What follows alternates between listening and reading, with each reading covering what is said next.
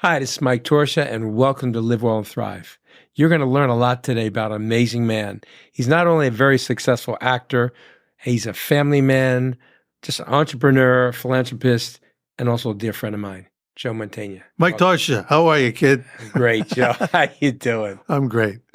So I see you're directing besides starring in Criminal Minds. Yeah, I've done. I think I've directed 11 episodes now over the course of so many years. And also you have a gun show or something? I do it for 14 years now. I've been doing a show on the Outdoor Channel. It's it's not as ominous as it sounds. It's called Gun Stories, but what it does is it traces historical firearms.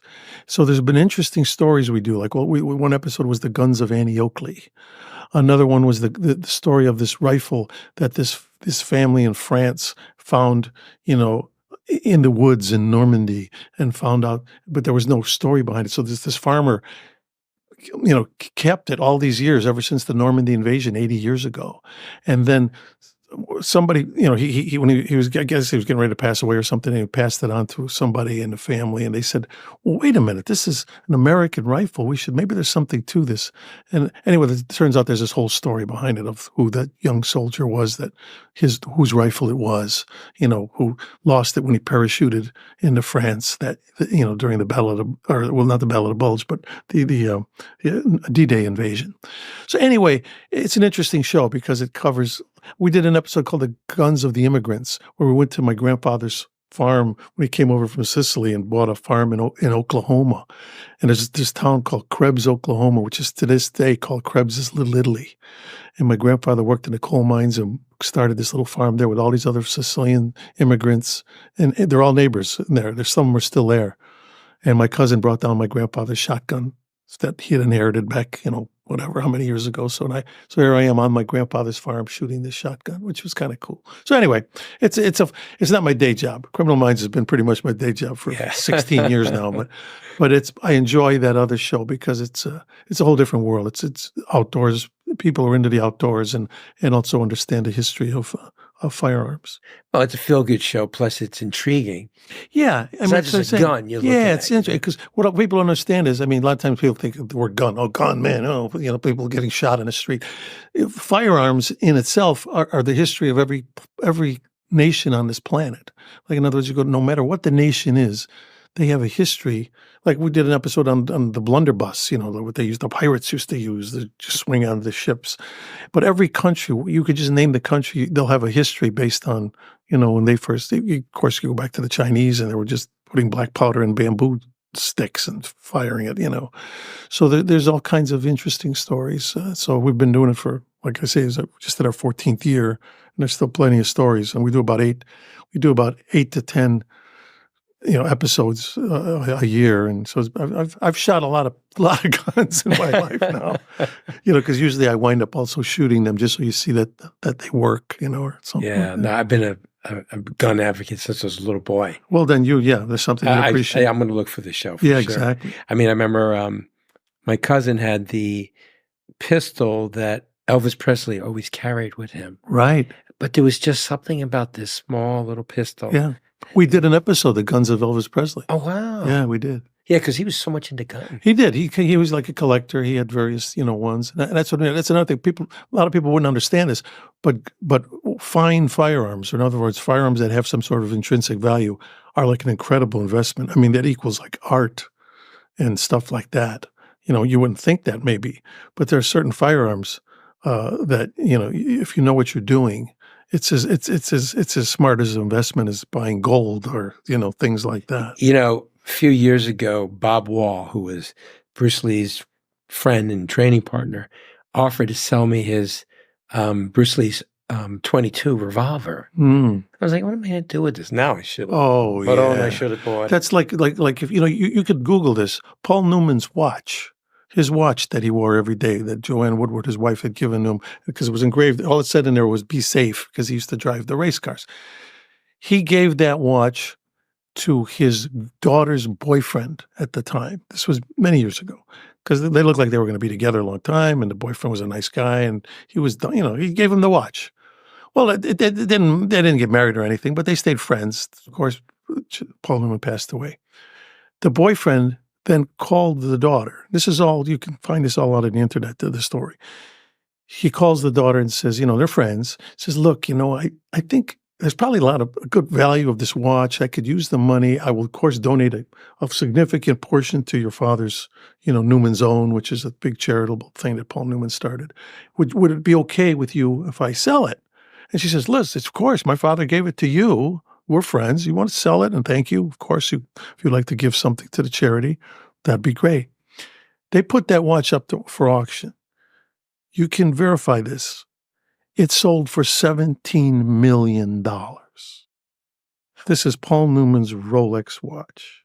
And I mean, you look at it, it's a Rolex watch. And he wore it. And yes, it says, it doesn't even say to Paul. It just says, be safe or something, drive carefully.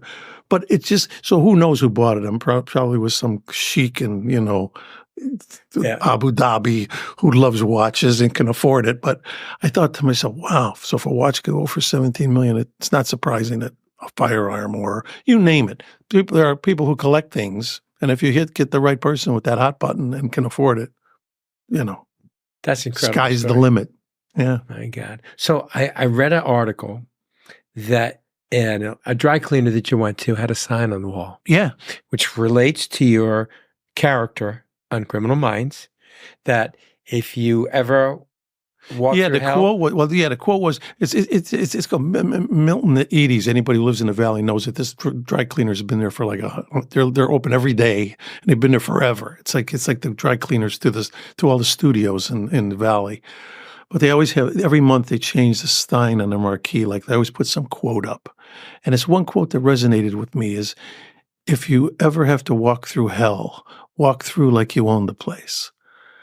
And I thought to myself, that's actually a very good quote. I mean, just for life in general, that there are going to be times when you're going to say to yourself, I'm walking through hell right now. So now you got a choice. How are you going to walk through? You still got to do the walk, but you might as well walk through like you own the place, as opposed to, you know what I mean? Oh, poor me, poor me. Yeah, poor me, walking with your head down. You want to get through that walk through hell. So you best to do it with your head up and, walk straight, walk tall, and, That's great. My father used to say to me, how Italians are. They always have certainly sayings, do. right? He would say to me, I'm 8 years old. He goes, Michele. And he would say it in Italian. Right. And I said, what does that mean? He goes, it means it's better to live 1,000, it's better to live one day a lion than 1,000 years sheep. Yeah. Never be a follower, always be a leader. Fantastic. But when he said it in Italian, it was so cool. Oh, yeah, when la leone fa prima, Michele, I know, I can imagine. Right. But I got it. Sure. But that saying too, he probably has a similar saying in Italian, because you have to be confident, because you're always feeling so down and negative. Oh, poor me. You're never going to break out of it, No, that's right. Because also the hormones, people don't realize, when you think sad, you secrete cortisol hormones, which create depression and other things, and cause your body to retain fat around certain areas, which you don't want fat. Right, exactly. So that saying is brilliant, because it keeps you from secreting those hormones that make you depressed. Getting depressed is a hormonal reaction. Yeah. It's not just, poor me. Right. Chemicals are going through your body there's good hormones and there's bad hormones, right? So that's going to keep you from secreting it naturally. Exactly. Great. Yeah. And then, I also want to mention is, I remember when we first met. Yeah. You had talked to me that the problem was you were not getting the roles that you really wanted, because they were giving you more of that sedentary roles because you had put on a little weight, and you really wanted to get other type of roles where you weren't that overweight, robust, rotund man, because that's how they usually cast you later on as you age. And you get heavy. Sure. And then we went into this training program, which I got to say, you were one of the hardest training actors, clients and stuff I ever worked with. Wow. Very methodical. Well, I remember how we would go to the gym, the Gold's Gym, right. in North Hollywood over there. And you were so methodical. You were like soaking up everything like a sponge. But that's how you are with an actor. You Yeah, absorb everything. Well, but but that's a testament what kind of instructor you were, though, Mike. Because first of all, you set an example. Look at you right now. I mean, you look like you're in the best shape ever. You know what I mean? And so working with you as we did back then was, yeah, it was a wonderful learning experience and something that I carry with me to today. Because what I try to do today is, I'm 76 years old. I can't do a lot of the things I could do when I was 36. But on the other hand, I can maintain. I could keep what I have in as best shape as I possibly can. And I mean, I'm still doing a show now where they still have me chasing guys and punching guys and stuff like that. I'm definitely the oldest guy in the FBI, but I still feel, I feel pretty good. And I applaud you for that in a big way, because you put me on the right track in terms of, diet, in terms of exercise, in terms of just being active and just, doing what you need to do to maintain. I came to the conclusion, look, I'm not going to be Franco Columbo. I'm not going to do that. I'm not even the body shape to go that direction. I don't have to do that. I just have to be the best that I can be for the age that I am and who I am. And so anyway, that's why I'm here. Are you kidding? You're my guy, Mike. You were my first and only trainer, really. Thank you. Well, I remember we had some fun times. Like one time, we talked about how trainers tell their clients, well, you have to eat egg whites and oatmeal. Right. And you're like, no, it's not me. So I said, hey, listen, there's nothing better than cold macaroni and meatballs. So I said, think of this. The meatball takes in place of the egg white. The macaroni and the sauce takes place of the oatmeal. The sauce has vitamin C. The macaroni has the good carbohydrates for energy. The meatballs have the protein to build muscle. You said I could work with that. I can work with the Italian diet. Exactly. So what's so funny to bring that up, diet? Louis Lombardi's a friend of mine. Mm-hmm. I know Louis. So we were joking around that there's a documentary, very successful documentary on Netflix called The Blue Zone, where this guy travels around the world and like in India and all these other Africa, where people live over 100 years old. And what do they do? What do they eat? What kind of lifestyle do they have? I go, hey, Louis, why don't we just go down like the Bronx or maybe Little Italy, somewhere over here, and interview Italians that are over 100 years old? Because I want to tell you something. When I call it the red zone for the red sauce, right? I said, we're going to talk to them and find out what is the secret, okay? Because they eat good food, and they are active. But most of all, they're happy. Exactly. Well, I was just going to tell you, my mother lived to be 101.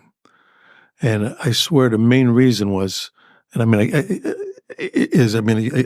you can't see this on a microphone, but it's like, I'm making that gesture with my hands going over my head. Like anything that was too intense in life just went right past her. It was like, look, she's not going to carry any agita with her, if she can help it.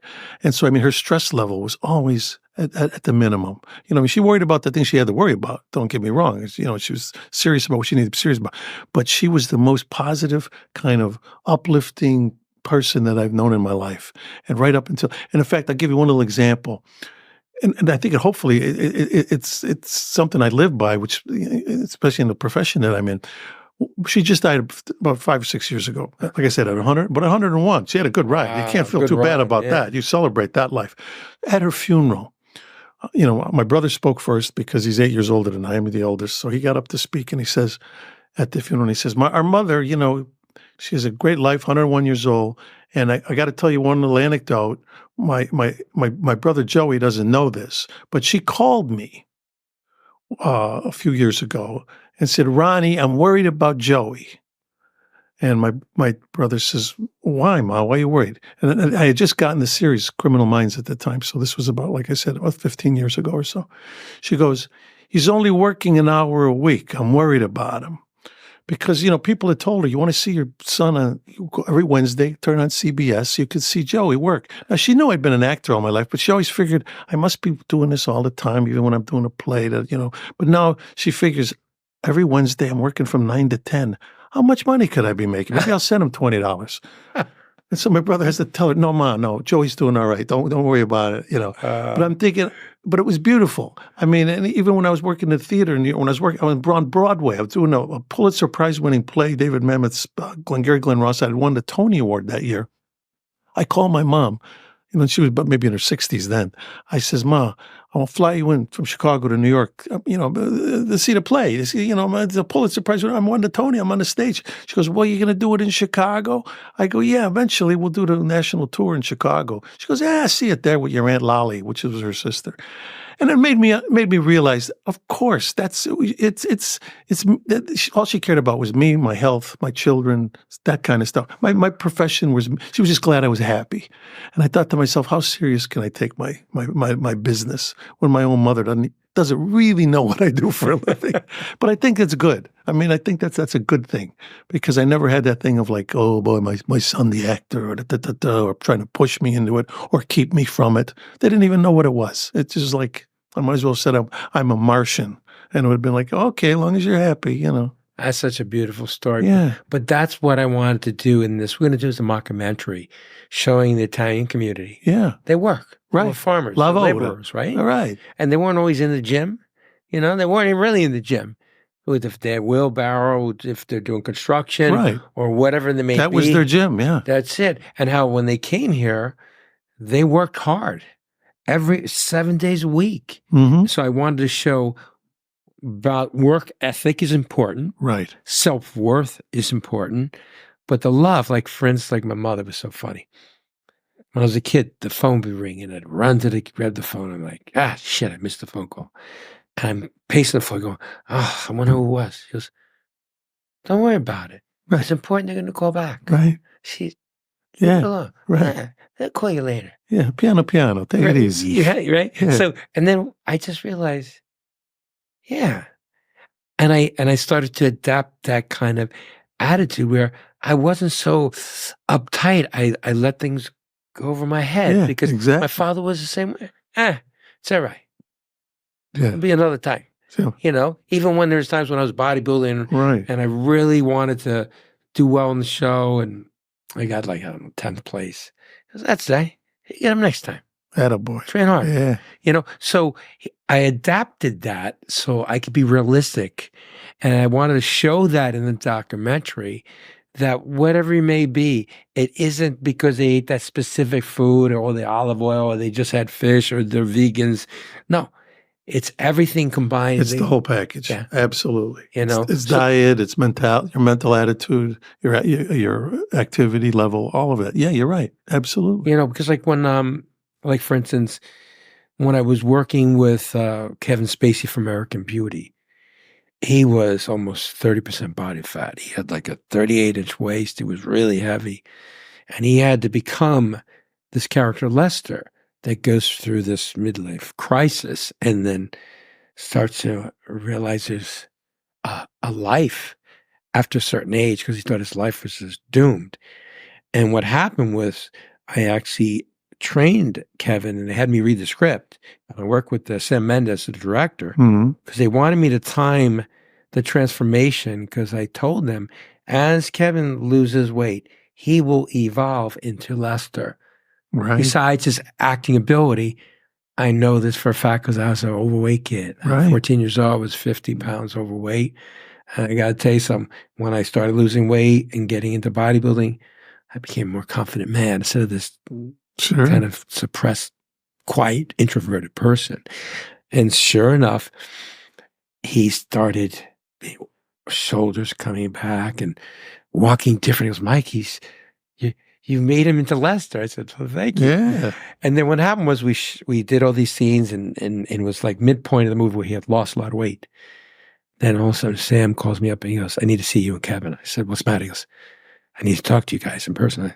So he showed us the dailies. He goes, the lighting was off. We have to reshoot these scenes. But this was earlier in the movie. So Mike, I need you to help him put weight back on. Give him a few. Give him a few ice cream sundaes. Right. Yeah. So I said, Kevin, I know exactly what to do. So for 5 days straight, we went for Mexican, we went for Chinese, the soy sauce, the sodium to fill him up. We reshot the scene, got him looking a little softer, a little bit bloated. Then I got him back onto the diet and lecture cardio and pushing a little hard, and got him back to do it. Right. But it was like a reverse thing. Sure. That we had to do. But that's how important being physically fit at a movie was. Yeah. And with you, I'm always amazed. You always look great, nice and lean. Like you said, you don't have to be ripped and shredded like these No, guys. like I say, I need to do. I need to do. You know, for me, what I tend to do is I come in every season and I take the old costumes and I put them on and make sure they still fit. You know, I know they're going to try to give me all new wardrobe for that season anyway. But I want to. If I know I'm fitting in the last season's wardrobe, that means I haven't changed. I haven't at least gained anything. Body shape hasn't really changed. So I mean, as long as I can maintain somewhere within that ballpark, because I'm not getting any younger. I mean, I'm not kidding myself. I'm sure I'm in my last quarter. And so I want it to be the best it can be. And like I said, that's still an active occupation for me, and I'm glad that it is. I think it's part of your success is that you stayed physically fit because all the long hours. Oh, The absolutely. physicality, right? You wouldn't be able to Oh, handle it if absolutely. you weren't physically fit. Our drama is the toughest job in Hollywood. It really is. And I've done it all. I've done sitcoms. I've done this movies. I've done it all. Our drama is because, like on our show, we have eight days to do an episode. You're shooting, minimum is 13. You have to go past 13 hours before you even go in overtime. So in other words, a normal union day is 13 hours. That's counting the lunch. So, I mean, you could knock out 60-hour week without blinking. And so it's not for the faint of heart. I mean, you got to be ready for that. Whereas other types of work in the business, whether you're an announcer or a newscaster, or even if you're doing half-hour sitcoms, it's a little different. The hours is not quite so strenuous. It's a little more sedentary. It's not quite so active. If you're doing an action show like I do, which I love the fact that I am doing that, because in a way it's like, it forces you in a way like, hey, this is your gig. Yeah. Are you up for it or aren't you? And so far, so good. How do you like being a director? I really do enjoy it. I mean, but it's a whole other ballgame, because like when you go in as the actor, all you have to do is be responsible for yourself. You get in, you know what you got to do, you know your lines, you know what the scenes are going to be. You do it. Maybe you're in. Out of the 8 days you're shooting, maybe you even have a couple of days off. Maybe you don't work each day the whole day. But when you're the director, that's the whole other ballgame. The buck stops with you. You're the first one there, the last one to leave. Every decision is yours, from the sets to the costumes to the makeup to the way the scenes are played, all of it. Casting, all of it. So it's a big responsibility. But I've been doing this business. I started professionally in 1969 with the play Hair. The musical Hair. That's how I started. That's, we're talking quite a few years ago. Well, was that over 60 years ago now? So if nothing else, I feel I've had the experience. And so I didn't start directing right away. I did theater initially because that's for first 15 years, that's basically all I did, was acting in theater. So I started doing some directing in that. Making the transition to film, television is an adjustment, but you learn it. And so I didn't like jump in right away and say, I want to be a movie director, be a film director. I learned, observed, worked with some of the best. I've worked with Francis Coppola, Woody Allen, Barry Levinson, great David Mamet, great directors, great writers. So you pick up a little from everybody, and then you give it a shot, and it's worked out. I feel very good. I feel very confident, and I enjoy it. And they keep asking me to do it, so I guess it's okay. Yeah, you must be doing something right. Yeah, I'll be doing another. We start the new season of Criminal Minds in August, and they've already, told me which episode I'll be directing this season. So it's all good. It's a great show. You're awesome. Well, thank you. Yeah, I've been very blessed to be on a show that that has legs. There's a lot of great stuff out there, but some of it, I've done stuff that I've loved, but didn't quite make it. There's a show, Joan of Arcadia, that I loved. I did only ran 2 seasons. There was a show called As We See It that dealt with autism. The three leads were all on the autism spectrum, and as you know, my oldest daughter has autism. So I love that show, created by Jason Katims, who did Friday Night Lights and Parenthood. But it only ran the 1 season because because it's a business. At the end of the day, regardless of the quality of something, it's still a business. And if the numbers don't come up the way they want it to, your history. Now, with all the movies you've done, from Forget Paris to The Godfather to Up Close and Personal, is there one that was your favorite? I really couldn't pick one. I could certainly think that there'd probably be like a top 10 where I could say, playing Dean Martin in the Rat Pack was a thrill because I so idolized him. And to be able to do that role and to work, Ray Liotta was Frank and Don Cheadle played Sammy, and we had such a good time doing it. So that was just so enjoyable. A lot of the movies I've done in Europe, I've really enjoyed, and not even so much because the movies were just so great, but because the experience was so great. I'm shooting in Rome. I'm shooting in Florence. I'm shooting in Venice. I've shot movies in Australia. I've worked in Moscow, in Russia. I've worked in France, Spain, Germany. So that's a blessed kind of existence. So regardless of even the quality or how ultimately the project turns out, as an actor, the experience is almost more important because, you do the movie, you watch the movie lasts 2 hours and 20 minutes, but I've maybe spent 3, 4, 5 months on that thing. Yeah. So for me, I remembering the experience, you're seeing the result. And the result, God willing, hopefully is great too. I mean, I think of a movie like Searching for Bobby Fischer, which I think was a wonderful wonderful film. One of my favorites. Yeah, great movie. Great writer, Steve Zalian, who the next thing he wrote was Schindler's List. Shows you where that was at. So that was a great movie. That was a great experience. Working on the films I did with David Mamet, who's a wonderful writer. One called House of Games, the first one we did together. I love that movie. Yeah, that movie's like... That was a fun movie. It's become like one of those cult movies, I mean, even in France, sometimes they'll run in movie theaters. They call it engrenage over there. But anyway, I feel very blessed that way, that I've had such a long... different career in the sense of comedies, things like Baby's Day Out and Three Amigos or, stuff like that. You're bringing back good memories, all those fun movies. Yeah. They were great. Now, how do you do it? I mean, you're incredibly involved in like Last Chance for Animals and you're involved in other entities, with your businesses and so on. But how do you balance? How do you find that balance? Yeah. Well, luckily, I'm one of those kind of personalities that get bored very easily. So in other words, if I'm sitting in a room for more, I mean, just before I came here, I was sitting in my office thinking, okay, what time I got to leave to see Mike? I got to be there at 1:30.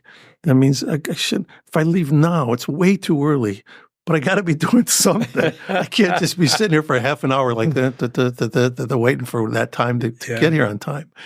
So, I mean, I don't know what that's called. I don't think it's that necessarily my type A personality in the sense that my personality is that, but it is that I do want to feel productive during my waking hours because I think of it this way. Maybe it's because as I'm getting older, I'm in, like I said, I'm in my mid-70s now. I mean, I'm 10 years into Medicare, and so I'm thinking, I don't want to be, why waste that time if there's something productive you can be doing? Yeah. So, but yet on the other hand, I don't want to kill myself, and I know when to maybe just pull back and say, you know what, I need to take a minute, sit down, have a little bowl of pasta, maybe half a glass of wine and a little tequila. Yeah, have a little sip of tequila, and, just relax.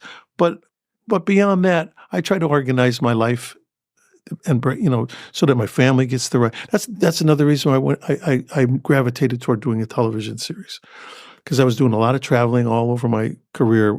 But we'd always go together, especially when we had my first daughter who had the autism. Because my feeling was I'm not going to be that father who's like, all right, well, to my wife, you got the kid and the kid's got a little autism, so you deal with it, and I'll be in Vancouver for 2 months, and good luck.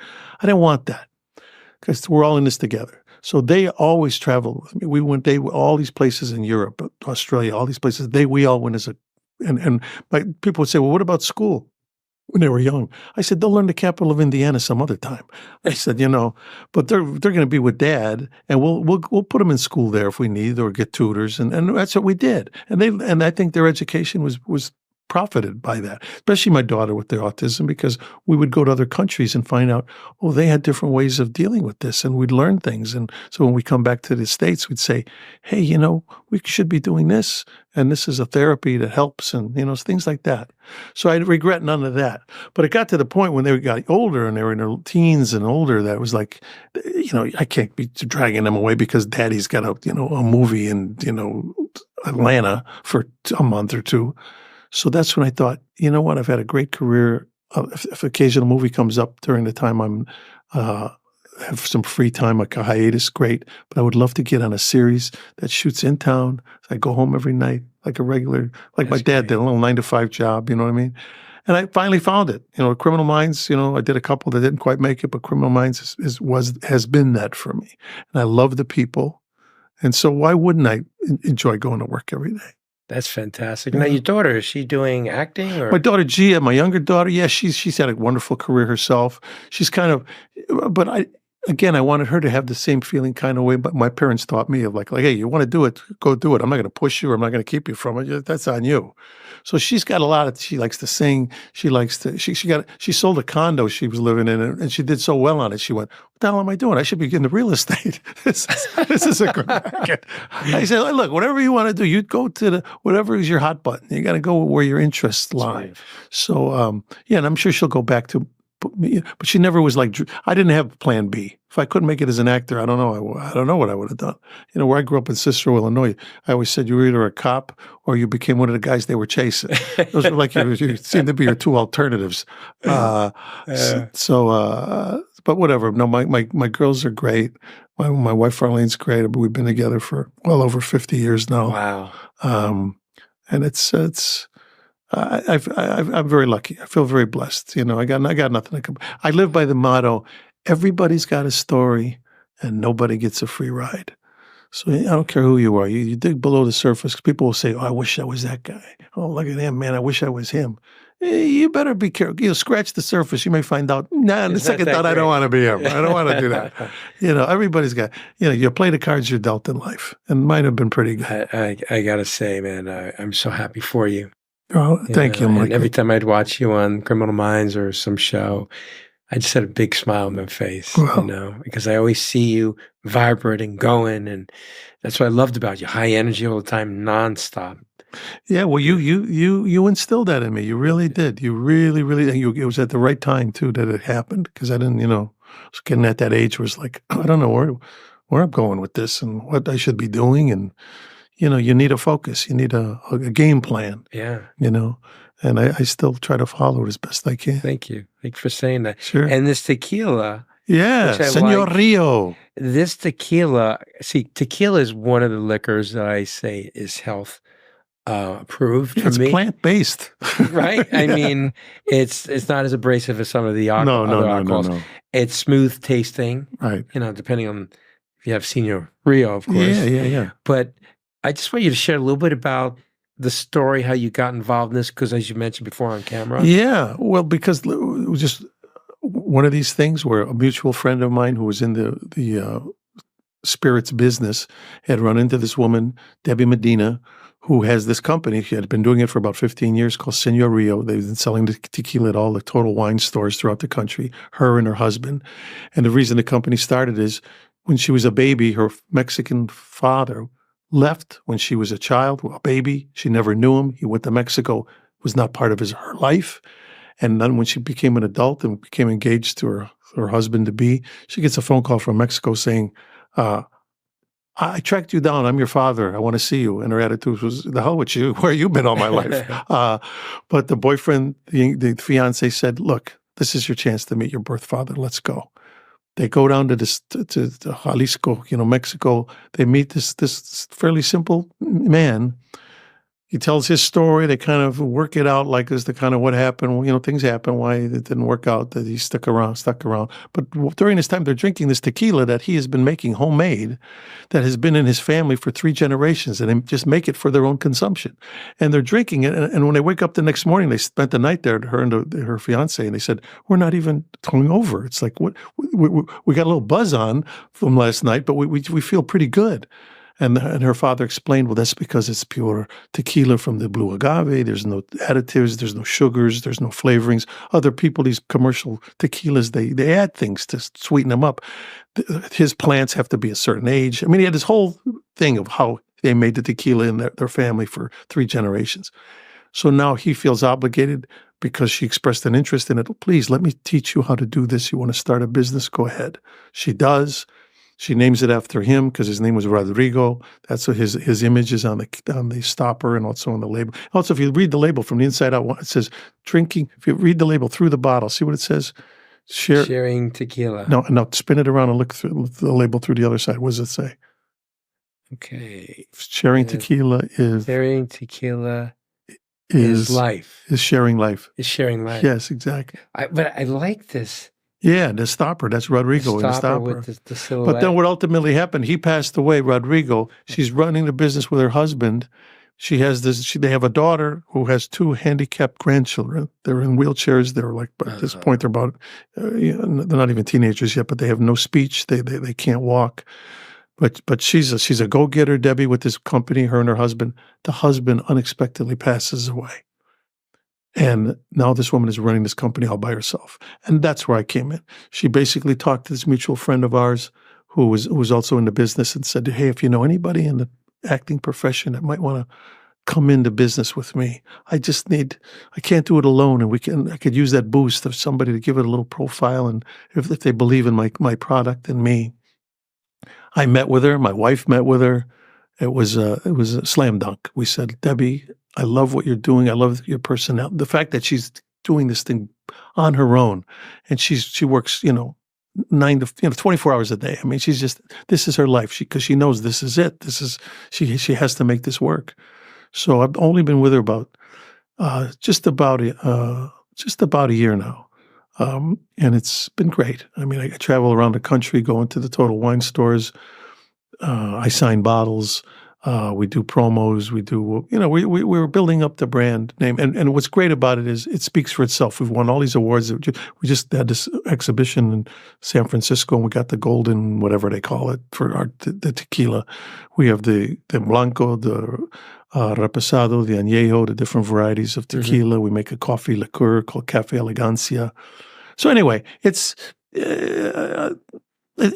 out there. People want to give it a try. All I can tell you is you go to senorrio.com, and I'll also tell you where I'm going to be, because I'm going to be traveling around. I'm going to go down to Vegas, signing bottles in stores there. I'm going to be going up to the Bay Area, San Francisco next month, or in August rather, and doing some stuff up there.